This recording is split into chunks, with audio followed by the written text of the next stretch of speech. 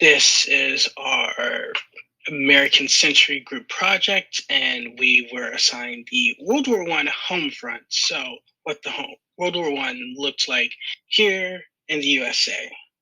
Um, my group consists of Nick, Ian, and me.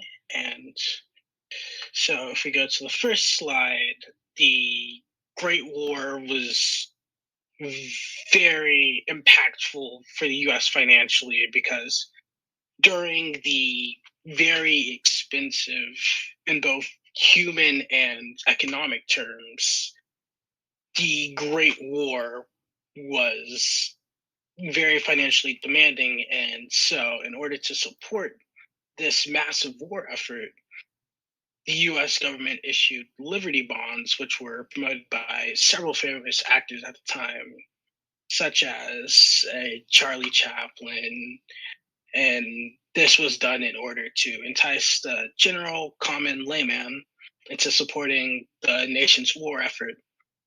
And a result of these Liberty Bond ad campaigns, which are shown right there,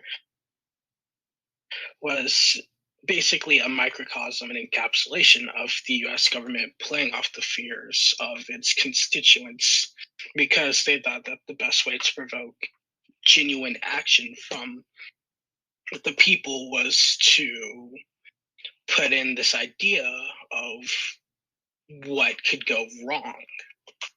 And so we see that through like firsthand accounts and various other ads. And the thing about the war was that the First World War saw the economic mobilization of the US as we saw when they progressed more and more throughout the war. You saw this gradual buildup of American industry and the focus of America towards the government, towards military spending, as we saw like an exorbitant rise from 477 million per se, like before they entered the war, to at the war's peak over 8,000 million dollars a year on military, and that combined with several other economic variables like the massive increase in federal government expenditure showed just how much they were producing and putting towards this war effort.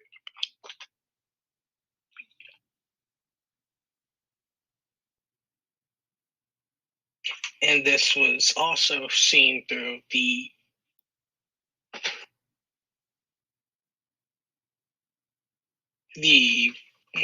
boost in revenue that the federal government received as more and more of their workers and more of the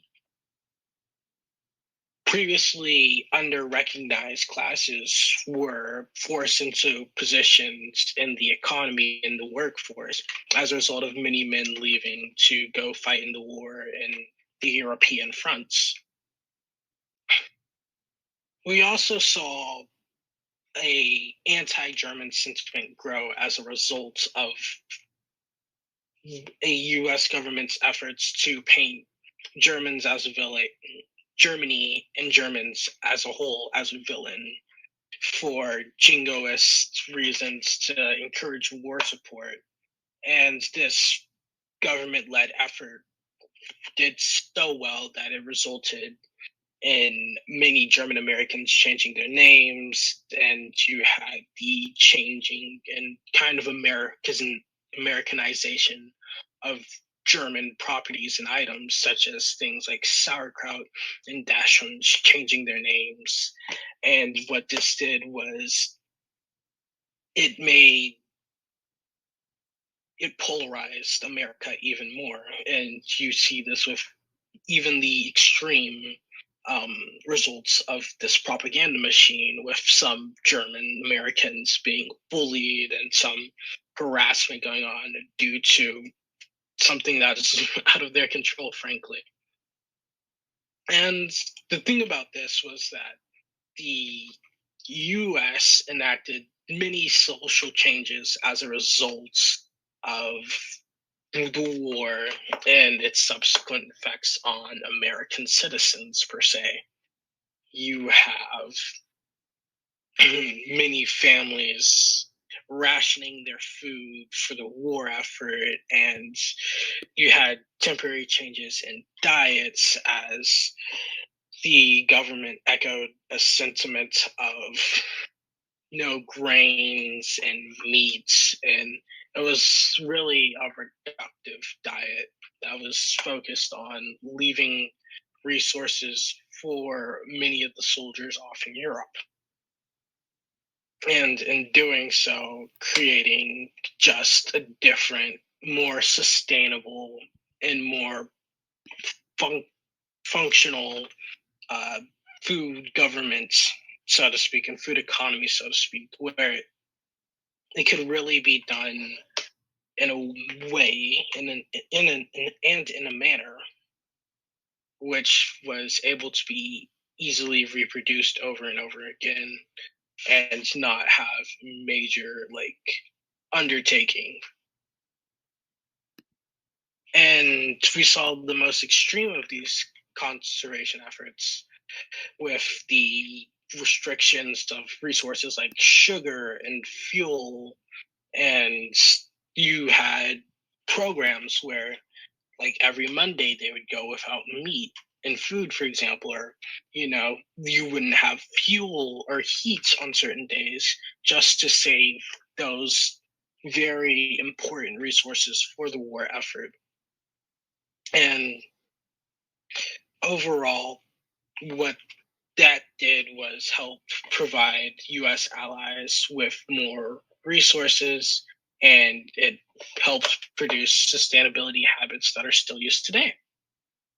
One of the biggest efforts of the war was definitely the involvement of volunteer organizations within aiding and financial efforts, but as well as humanitarian crisis efforts, and also aiding the efforts of soldiers, prisoners of war, and families of the soldiers that had also been affected by displacement and or other crises presented by war efforts.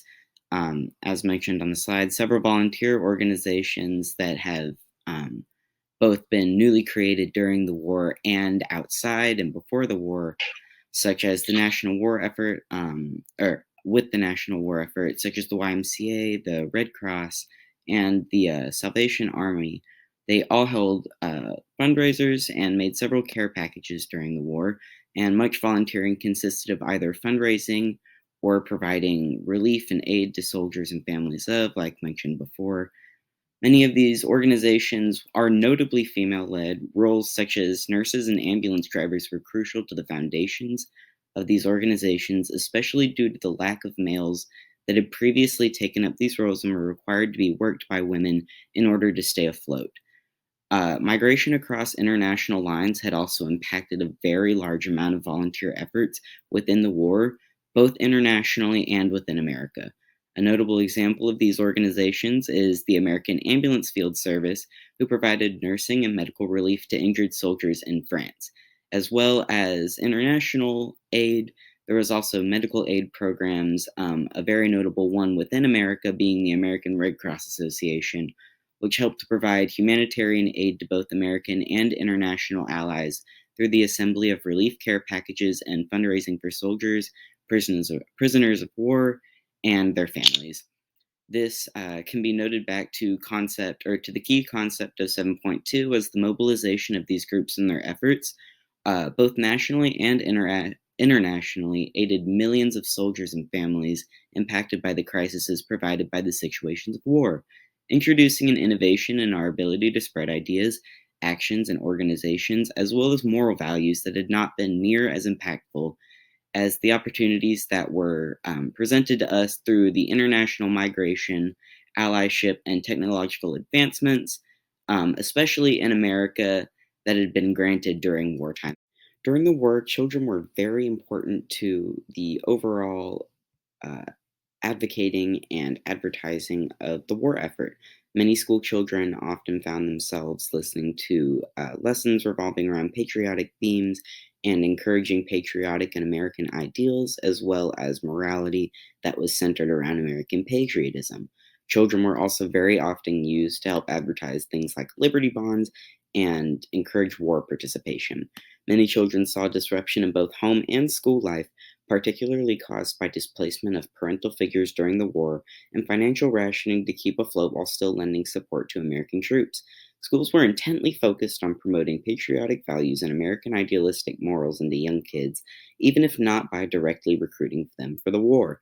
Examples of this are the U.S. School Garden Army that was pushed by the Bureau of Education, which basically recruited students as soldiers of the soil as a form of promoting participation in war efforts. Children were also encouraged to promote Liberty Bonds or fundraised funds to aid the war effort with the idea in mind of not only appealing to patriotism in all citizens, but also with the hope of educating citizens about the war and, more importantly, providing much needed volunteer labor instead of paid government workers to avoid issues such as inflation, payouts that the government did not have the funds to provide, and the ability to provide a much more appealing face to the push of propaganda. Although children and women could not purchase Liberty Bonds, they were encouraged to purchase and save war thrift stamps and collect them in booklets in order to trade in for a savings certificate. Pushed by the Secretary of the Treasury at the time, this was enacted on April 28, 1917. This relates to topic 7.2, as children were being recruited to become a part of the newfound revolution to spread the mass adapted idea of supporting war efforts, primarily financially, in a time of both struggling for recruitment in wars and the economic crisis that came with funding the war. Women in the workforce were also an extremely vital force in keeping American economic systems afloat. Female employment rates skyrocketed during the war as the displacement of many men during the war left industries understaffed. Prior to the war, on average, 8 million American women maintained paid jobs.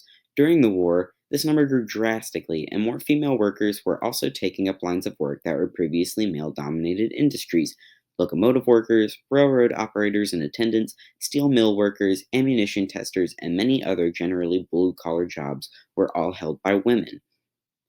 As well as this, women were also at the forefront of many social aid organizations that were involved in crisis and soldier aid and care, especially between the years of 1917 and 1918.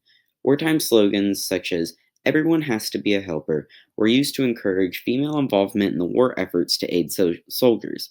Organizations such as the American Red Cross, known for aiding families of soldiers financially and materially, as well as distributing roughly 9 million prisoner of war care packs to displaced persons after the war, were notably female led.